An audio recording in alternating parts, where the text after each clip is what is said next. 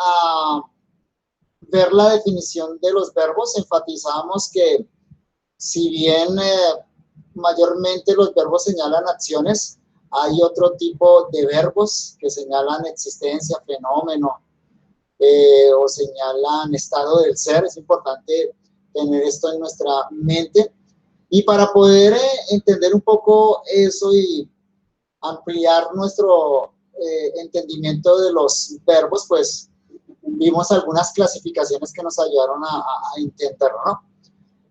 Terminamos la clase anoche enumerando los 5 accidentes gramaticales del verbo.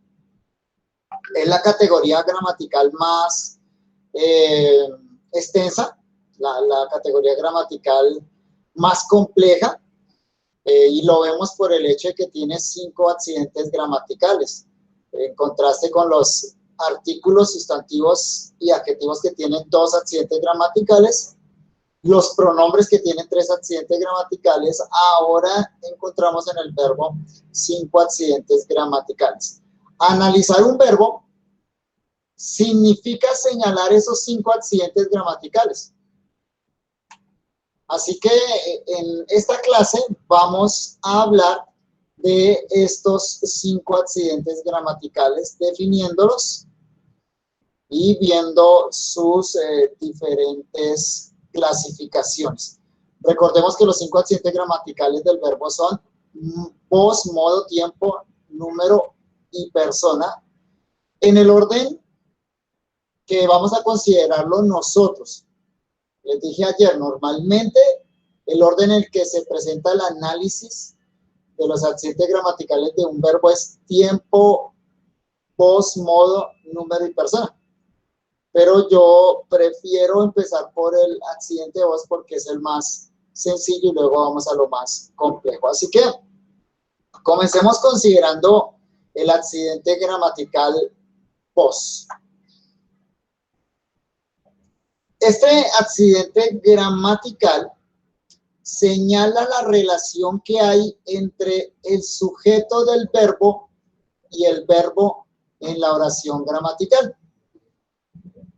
Como dije ayer, para entender el verbo necesariamente tenemos que incursionar en algunos conceptos de la oración gramatical. Es imposible entender estos aspectos acerca de los verbos sin considerar la oración gramatical. Entonces, cuando hablamos de la voz del verbo, estamos considerando la relación que hay en una oración gramatical entre el sujeto de la oración, o sea, de quien se habla, y la acción del verbo o el verbo como tal. Entonces tengan en mente esto, una oración gramatical, que es un conjunto de palabras que transmiten un sentido completo, tiene 2 elementos esenciales que son el sujeto y el predicado. El sujeto es la persona o la cosa de la que se habla y el predicado es lo que se afirma, se predica de ese sujeto. Entonces tenemos que pensar en esa relación. Y cuando hablamos entonces de la relación que hay entre el sujeto y el verbo, aquí surgen 2 tipos de relaciones en el idioma español. Una que se llama la voz activa y otra que se llama la voz pasiva. Vamos entonces a explicar cada una de estas. La voz activa sucede cuando el sujeto ejecuta la acción del verbo. Esa es la voz activa. Si el sujeto de quien se habla ejecuta la acción señalada por el verbo, decimos entonces que la voz de ese verbo es una voz activa. Y esa oración pues es una oración activa.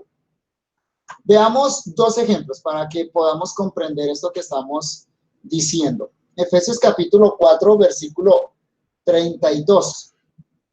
Efesios 4, 32. Dice, Dios también os perdonó a vosotros en Cristo, Repito, Dios también os perdonó a vosotros en Cristo. Observe muy bien el sujeto de la oración. ¿De quién se está hablando? Se está hablando de Dios. ¿Qué se dice de Dios? Se dice que perdonó a vosotros, os perdonó a vosotros en Cristo. Repito, el sujeto de la oración, de quien se habla es Dios, y lo que se predica de Dios, lo que se afirma acá de Dios, el predicado de esta oración es os perdonó a vosotros en Cristo.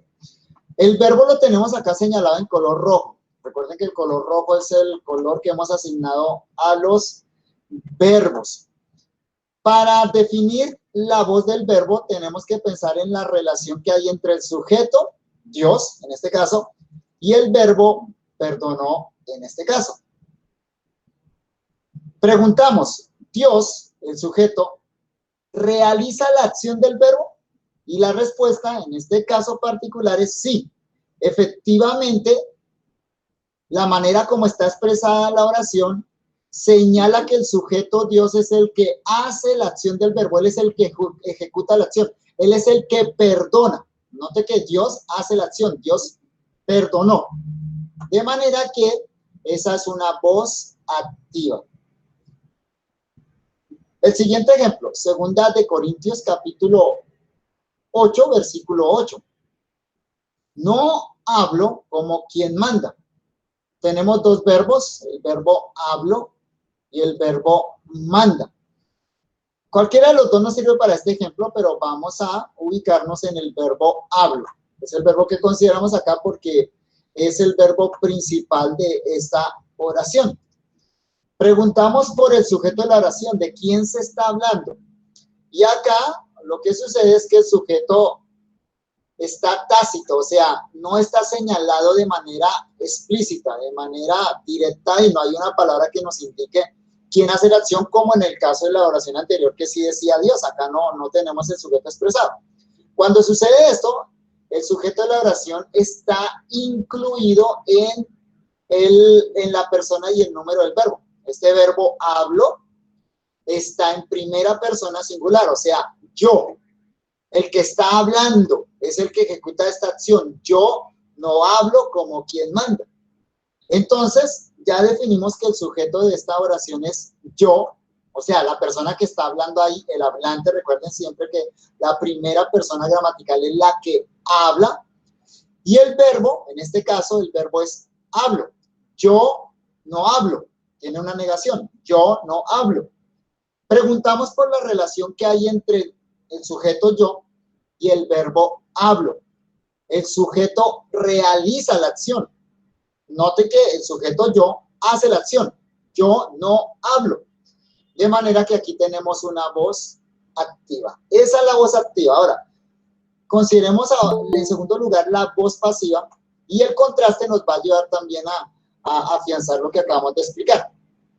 Si la voz activa señala que el sujeto realiza la acción del verbo, entonces la voz pasiva señala que el sujeto recibe la acción del verbo. Repito, la voz pasiva sucede cuando el sujeto recibe la acción del verbo. Noten acá entonces que es lo contrario. En la voz activa el sujeto hace, realiza la acción. En la voz pasiva el sujeto recibe la acción, sufre la acción. Acá en esta estructura que se llama una oración pasiva, el sujeto pasa a ser un sujeto paciente, se le denomina de esa manera en gramática. Sujeto paciente quiere decir que el sujeto padece la acción, la sufre, la acción cae sobre él, no es que ejecute la acción, sino que la recibe. Observen estos dos ejemplos. Gálatas capítulo 1, versículo 11. El evangelio anunciado por mí. ¿De quién está hablando el versículo? Está hablando del evangelio. Ese es el sujeto de la oración, el evangelio. Es de lo que se habla. el Evangelio. ¿Qué se afirma del Evangelio? Lo que dice este texto es que el Evangelio es anunciado por mí. Ese es el predicado, anunciado por mí. ¿Cuál es la relación entre el sujeto Evangelio y el verbo anunciado? Esa es la pregunta clave para poder identificar la voz, si es activa o pasiva. ¿Cuál es la relación que hay entre el sujeto Evangelio, aquí, y el verbo anunciado, en este versículo? Y evidentemente, notamos nosotros que el sujeto Evangelio no realiza la acción. El Evangelio no anuncia, sino que el Evangelio es anunciado. Eso es una voz pasiva. Está señalando que el sujeto de la oración recibe, sufre la acción del verbo. Entonces noten el contraste. Noten el contraste. Es muy diferente decir, por ejemplo, yo lavo el perro o yo baño el perro. Ahí está expresado en voz activa. Yo, el sujeto, hago la acción. A decir, el perro es bañado por mí o el perro es lavado por mí. En ese caso, el sujeto pasa a ser el perro y ya no hace la acción, sino que la recibe. Déjeme decir algo ahí entre paréntesis. Y esto es con relación al estilo, a la redacción y al habla.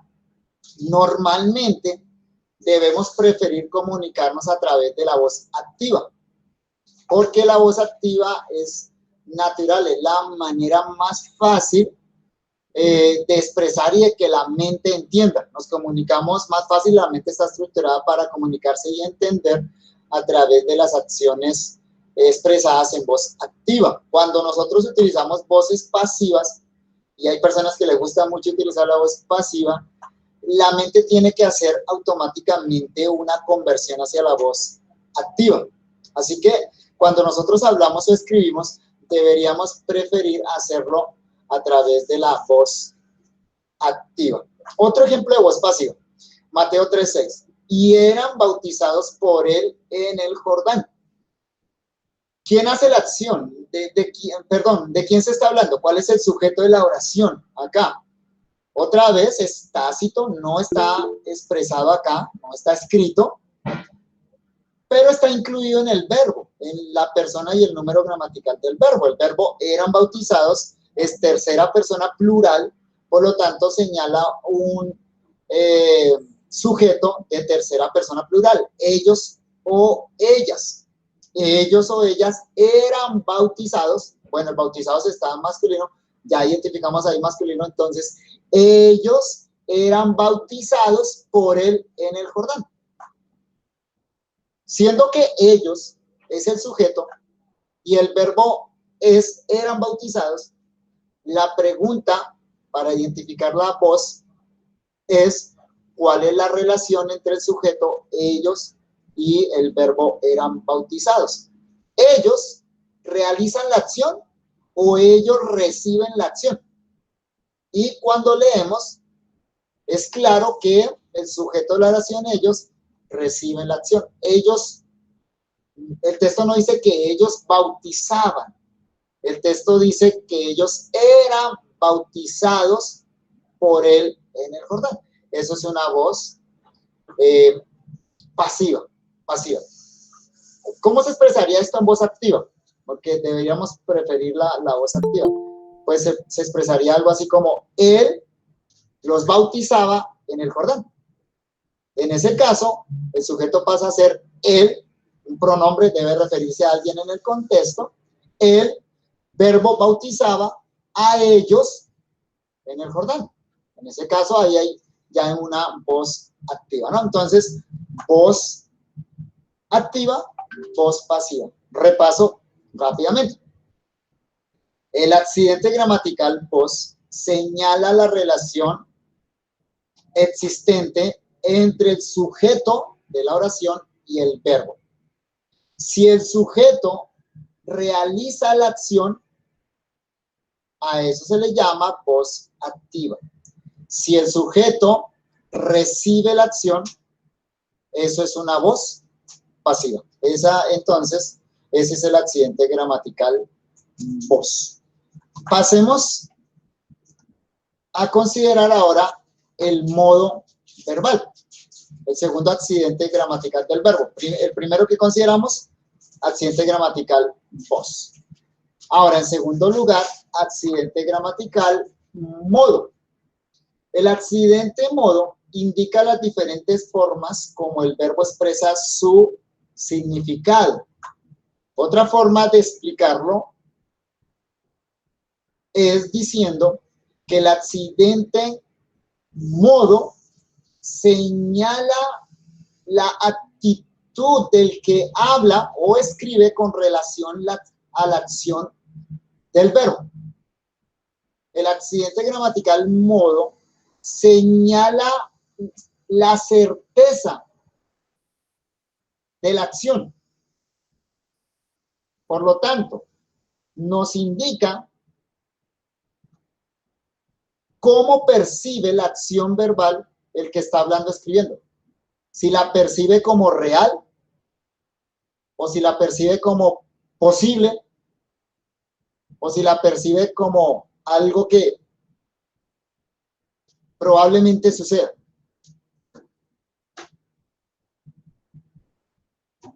Entonces, el accidente gramatical modo tiene que ver con la actitud del que habla o escribe, con la percepción que esa persona tiene de el modo. Y ya lo vamos a ver para que discernamos mejor lo que acabo de expresar.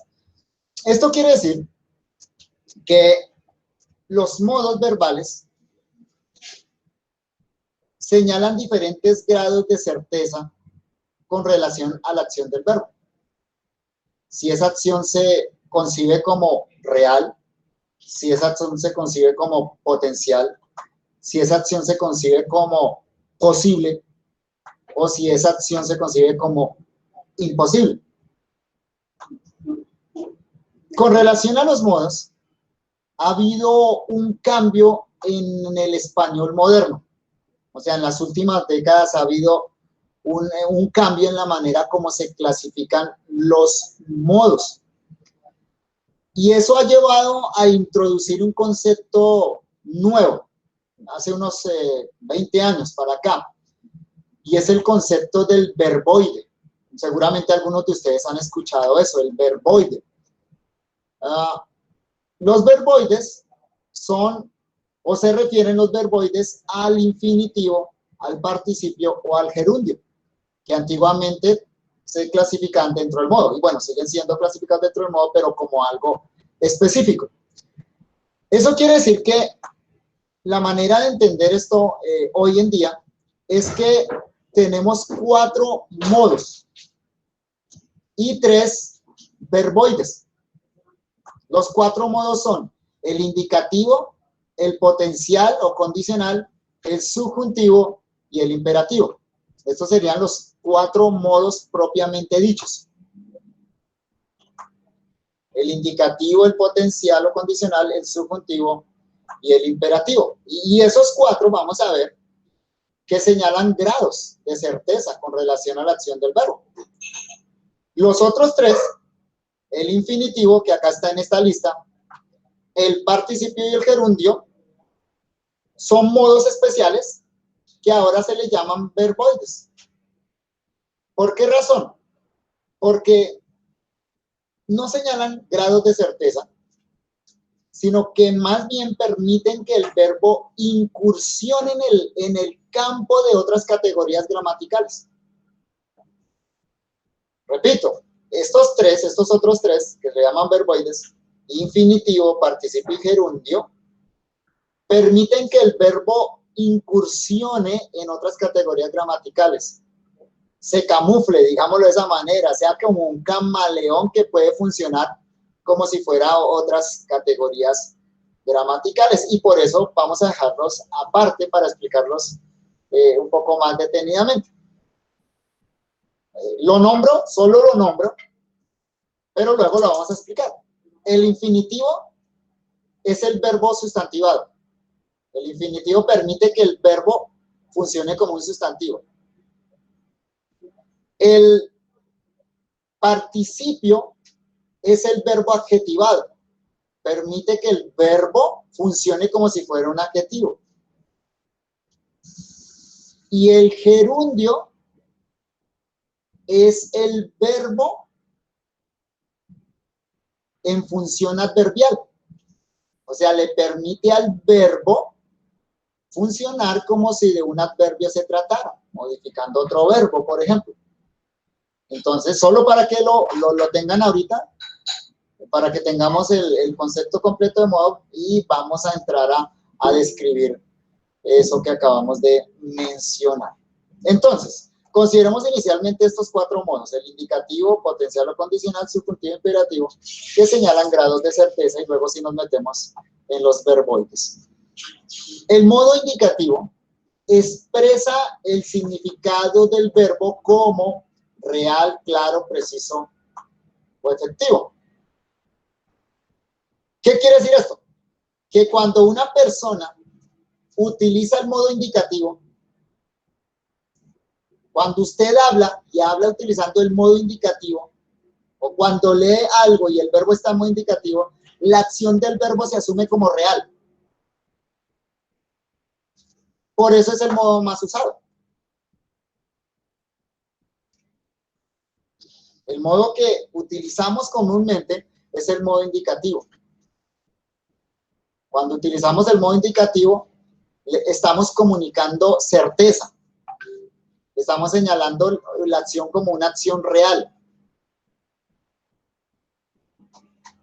Siempre que contamos algo que nos sucedió, cuando leemos una historia, cuando hablamos en tiempo presente de algo que nos está sucediendo, de algo que está pasando, cuando hablamos del futuro, pero en términos de realidades, de cosas que son certeras, utilizamos el modo indicativo. Observen estos 2 ejemplos. Primera de Juan 4:19. Nosotros le amamos a él. El verbo amamos. ¿Cómo lo está expresando el autor? ¿Qué está diciendo el autor? ¿El autor pone duda con relación a esa acción, amamos, o lo está afirmando? ¿Notan cómo lo expresa el autor? Al decir nosotros le amamos a él, el autor está afirmando algo. Eso es una realidad. Eso es cierto. Eso es seguro. Eso es un modo indicativo. Mateo capítulo 1, versículo 2. Abraham engendró a Isaac.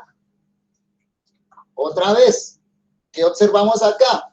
La acción se señala como real. De hecho, les dije antes, de hecho, cuando nosotros contamos historias o cuando leemos una historia, se utiliza el modo indicativo. Entonces, cuando nosotros leemos en la Biblia narraciones históricas o referencias históricas, el modo que se utiliza es el modo indicativo, es el modo histórico. Porque las cosas históricas, lo que ya pasó, eso se asume como real, como un hecho. Se expresa a través del modo indicativo. Entonces acá está señalando un evento histórico, una realidad histórica. Abraham engendró a Isaac, eso sucedió realmente, eso está en la historia. Entonces se expresa a través del modo indicativo. En segundo lugar, el modo potencial o condicional.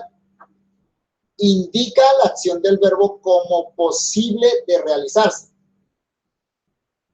Dense cuenta que estamos bajando en grados de seguridad, ¿no? Decimos que el accidente gramatical modo señala certeza con relación a la acción del verbo. El indicativo, certeza absoluta. El potencial ya tiene algo de contingencia, ya hay algo de duda acá. Entonces indica la acción del verbo como posible de realizarse. Hay posibilidad que esa acción se realice. La forma más fácil de identificar un potencial, un verbo conjugado en potencial, es a través de la terminación ia, con tilde. Ia. Y lo vamos a ver acá en el ejemplo. La terminación ia para verbos señala modos potenciales. Números 22-29. Ojalá tuviera espada en mi mano que ahora te mataría. El verbo, acá tenemos dos verbos, tuviera, mataría. El verbo potencial es mataría.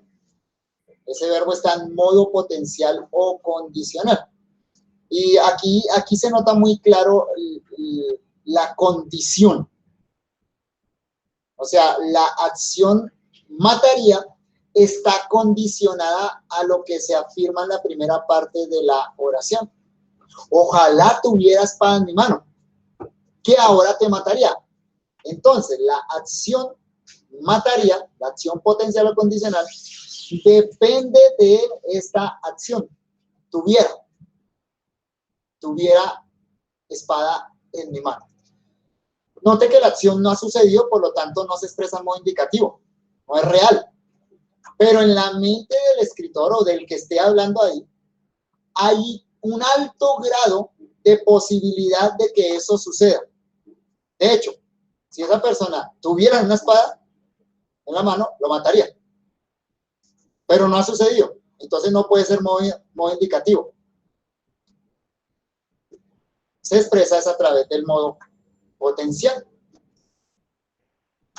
En tercer lugar, y bajando en ese grado de seguridad en la manera de expresar la acción del verbo, tenemos el modo subjuntivo. El modo subjuntivo indica la acción del verbo como dependiente o subordinada a la acción de otro verbo que expresa deseo, duda o temor. Aquí entonces hay menos seguridad con relación a la acción señalada por el verbo. Si el modo indicativo señala seguridad, certeza, si el modo potencial señala alto grado de posibilidad subjuntivo, pues es el modo que señala bastante duda en la realización de la acción verbal. Y hay algo importante.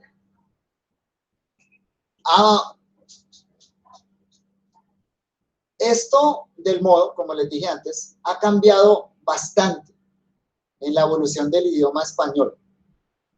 Y una de las formas como ha cambiado es que el subjuntivo cada vez se usa menos. La tendencia en el español es a no utilizar el subjuntivo. De manera que en el español moderno, el subjuntivo solo se ha relegado a unos usos muy específicos. Oraciones subordinadas, normalmente, como está expresado acá, de oraciones que indican deseos, dudas o temor. Lo que antiguamente se expresaba por medio de subjuntivos, hoy en día se prefiere expresar a través de potenciales. Entonces, en versiones antiguas de la Biblia utilizamos mucho, vamos a encontrar mucho los subjuntivos. Como tuviese, quisiese, hiciese. Eso ya ha cambiado en español moderno y se utiliza ya el modo potencial. Pero veamos algunos ejemplos de subjuntivo.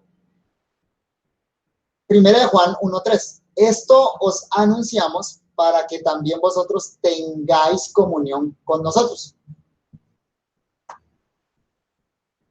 Acá tenemos dos verbos. Anunciamos, tengáis. El primer verbo, anunciamos, está en modo indicativo. Señala realidad, certeza. Esto os anunciamos, o sea, lo ha hecho, lo está haciendo, porque está en tiempo presente. Eso es una realidad, eso es un hecho. Pero note que luego viene un para qué, introduciendo una, se llama así, cláusula subordinada de propósito. O sea, ¿con qué propósito hace el anuncio? El propósito es este, para que también vosotros tengáis comunión con nosotros. Ese tengáis señala deseo. Señala deseo. Es el deseo del autor. Que a través del anuncio que les está haciendo, ahora haya comunión entre ellos. Note que entonces no lo expresa a través del modo indicativo, No lo expresa a través del modo potencial, sino que lo expresa a través del modo subjuntivo. Y ese es un uso que todavía se preserva en el español moderno, ese tipo de oraciones de deseo. O sea que él no está afirmando que tengan comunión. Él no está diciendo que ya tienen comunión con ellos, sino que él espera que eso suceda. Por eso el subjuntivo. Otro ejemplo, Génesis 2:19. Y las trajo a Adán para que viese cómo las había de llamar. Este es un texto gramaticalmente muy rico con relación a los verbos. Observen muy bien, tenemos 4 verbos: trajo, viese, había, llamar. Y tenemos 4 modos ahí.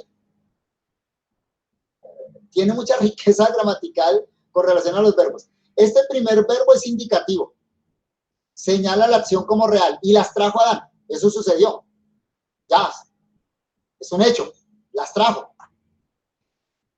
a Adán para que viese. ¿Notan la cláusula de propósito? Para que viese. Acá el subjuntivo. Para que viese. ¿Qué señala? Propósito. Señala deseo. Es el propósito para que se lo llevó. No ha sucedido. Se espera que suceda. Pero no ha sucedido. Por eso modo subjuntivo. Para que viese cómo las había. Observen el IA con tilde para cómo las había potencial. Potencial. Señala probabilidad de acción. Y cómo las había de llamar. Infinitivo. Infinitivo acá. Los verbos en infinitivo son los que terminan en ar, ir. Llamar. Acá este verbo complementa el verbo había. Entonces aquí lo que notamos es el subjuntivo, pero nos sirve este ejemplo muy bien para percatarnos de las diferencias en los modos verbales. Repasemos. Los modos señalan grado de certeza con relación a la acción verbal. Desde la perspectiva del que habla o escribe, nos muestra cómo la persona que está hablando o la que está escribiendo, o la que estamos leyendo, percibe la acción del verbo. Si se usa el modo indicativo, la acción es real. Se asume como segura. Si expresa como potencial o condicional, entonces la acción tiene un grado alto de realización, pero si se expresa en modo subjuntivo, entonces desde la perspectiva del que habla o escribe, la posibilidad de realización es menor. En cuarto lugar, llegamos al modo imperativo. Y este modo es interesante, porque todos sabemos que el modo imperativo es el que expresa la acción como mandato. A veces como consejo o petición. Normalmente como mandato, pero también como consejo o petición. Petición cuando encontramos imperativos dirigidos a Dios. ¿Sí? Pero el punto es este. El punto es que precisamente el modo imperativo aparece cuando la persona que está hablando o está escribiendo tiene bastante duda de que la persona que escucha o lee va a hacer lo que se ordena.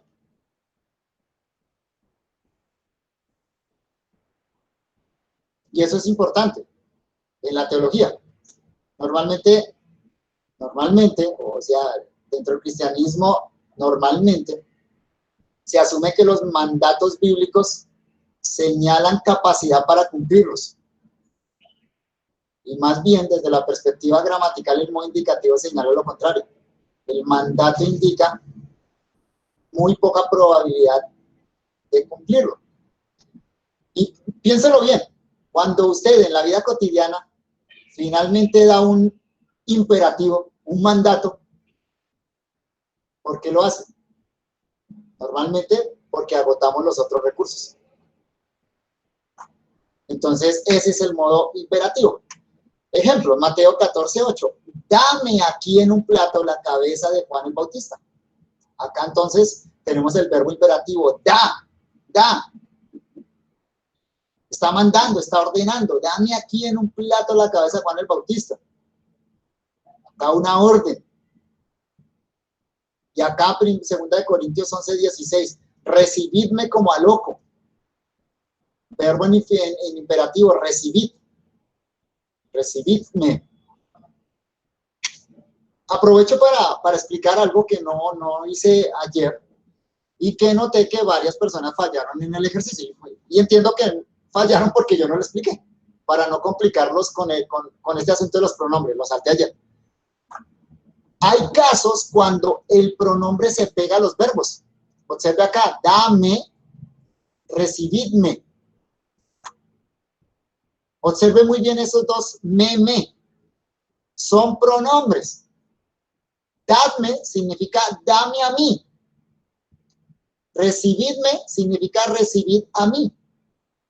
Hay pronombres que se les llaman proclíticos, que son pronombres cortos de una sílaba, como este me, como le, como lo, como te, como se, que cuando se colocan después de verbos en infinitivo, imperativo y gerundio, se pegan, como formando una sola palabra. En el análisis gramatical tenemos que separarlos. Lo hacemos con los colores. Noten cómo lo hice acá. En el español antiguo, esos pronombres,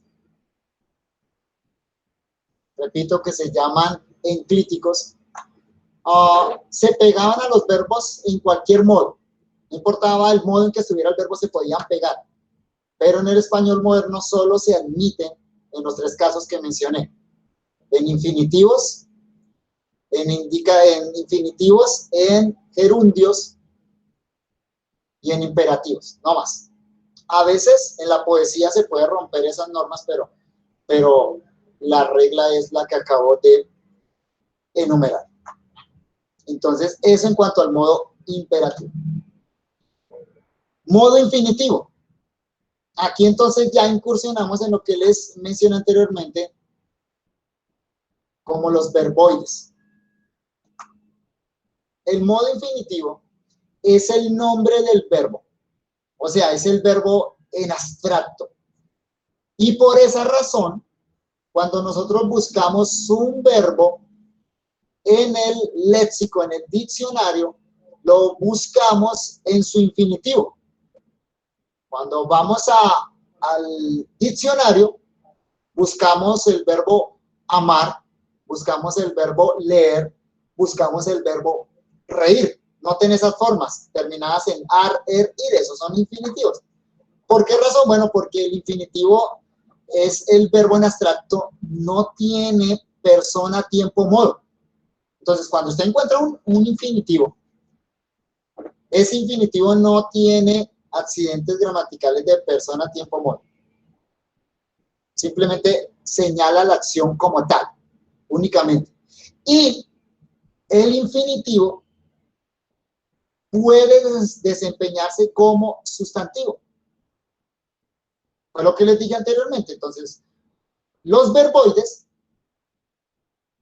se reúnen en una sola categoría porque son modos especiales del verbo que le permiten incursionar en otras categorías gramaticales.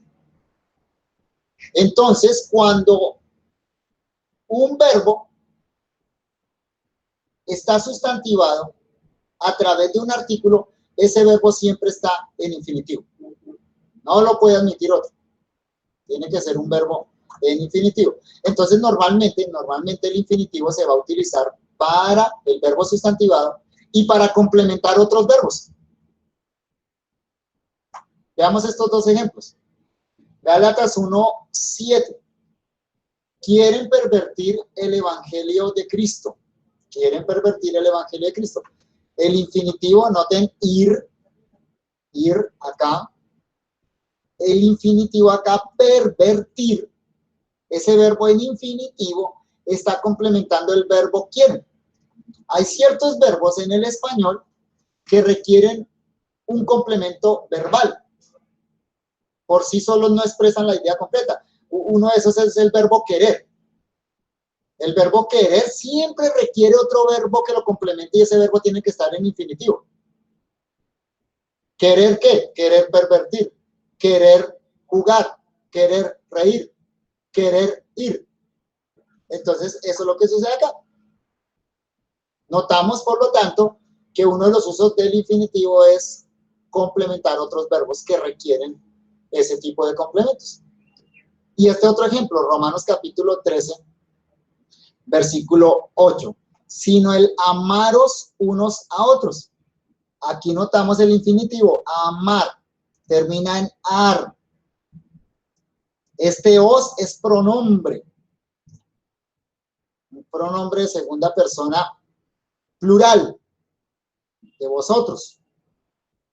¿Qué hace acá el infinitivo? Está funcionando como un sustantivo. Aquí está el artículo lo sustantivó. Así que si el verbo está sustantivado, necesariamente debe aparecer en infinitivo. Y claro, como funciona como una especie de sustantivo, pues puede admitir complementos. Este os y este unos a otros son complementos que normalmente complementan un sustantivo dentro de una oración. Entonces, esos son los 5 primeros modos. Vamos a hacer una pausa acá para hablar de participios y gerundios, que eso es un mundo aparte. Podríamos dar una clase solo de participios y gerundios, pero lo vamos a resumir en algo muy conciso. ¿Preguntas en este punto?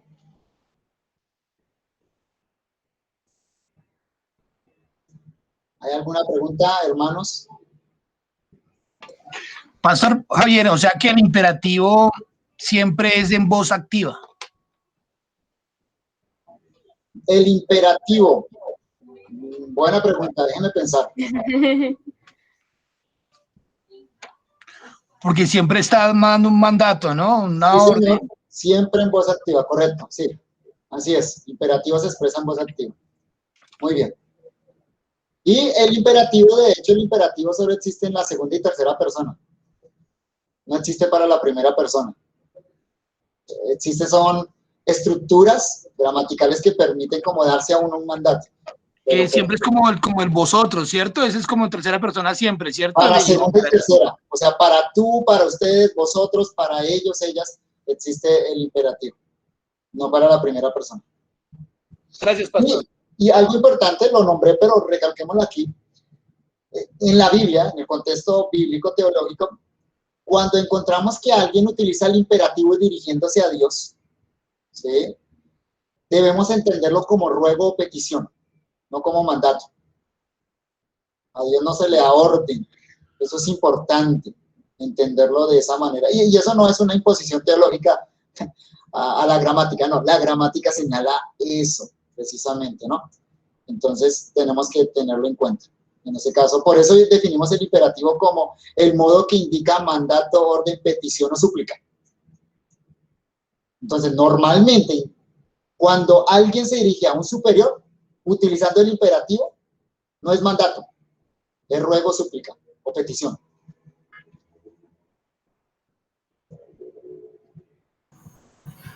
Pastor Javier, tengo una pregunta que me surgió Sí. con respecto al texto que estoy trabajando. Ahorita viendo lo de los verbos y lo que usted mencionaba acerca de la cláusula de propósito. ¿Cómo pudiéramos o cómo podría tomar esta parte? Bueno, dice teniendo libertad, pero dice para entrar. Ajá. O sea, entrar pues es infinitivo. Entrar infinitivo, correcto. Sí. Usted lo señala como infinitivo. ¿Qué modo tiene infinitivo? Infinitivo. No tiene tiempo, no tiene voz, no tiene número ni persona. Simplemente se señala el modo. Ese verbo está en infinitivo, ¿sí? El para, pues, indica propósito. Pero eso ya es parte más del análisis de la oración como tal. Ok. Ok, muchas gracias, pastor. Con gusto. Una pregunta. Cuando se habla del subjuntivo, siempre, bueno, yo sé, hay dos cláusulas. ¿Las dos cláusulas siempre tienen el nexo qué o no siempre? No, no, pueden tener cualquier tipo de nexo, cualquier conjunciones subordinantes o algún tipo de elemento subordinante. Normalmente conjunciones subordinantes, de propósito, de finalidad, etcétera.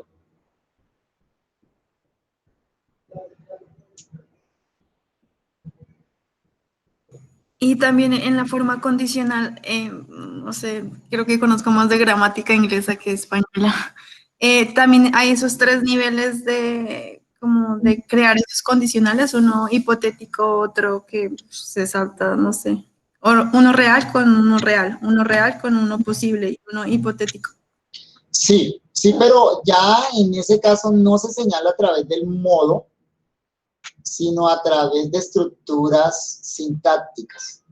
Entonces ya ahí no es un asunto de modo, sino es un asunto de oraciones, de cómo la oración se estructura a través de cláusulas. Las cláusulas son componentes de una oración, ¿no?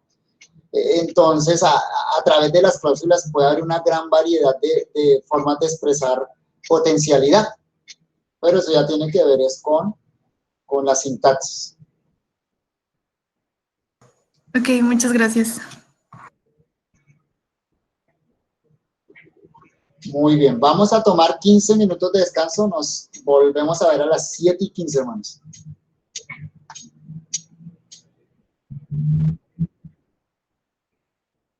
Bien, ya nos vemos.